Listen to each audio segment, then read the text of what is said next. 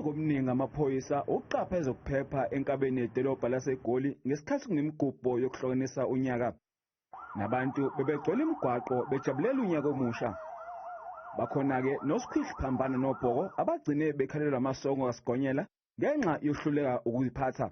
Over 27 people that are drinking in public, and also more than 10 driving under the influence of alcohol. Where we come from at Maboning, there is about 2 establishments that were found not to be compliant and were closed, and we left a team there that is still continuing in making sure that they enforce compliance in terms of liquor outlets.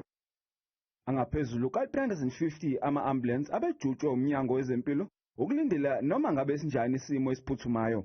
They've received over 1,500 calls already, but they are still coming. As you can see, they're buzzing in all the regions. Quite a number of people that are phoning now, and some of those calls are trauma cases, because I'm sure you want to know what is it that people are calling for.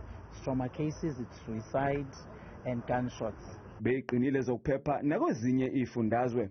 In Northern Cape, we arrested a truck load of dagga on the way to Cape Town, which is a good success in terms of stopping that amount of dagga to get to Western Cape province.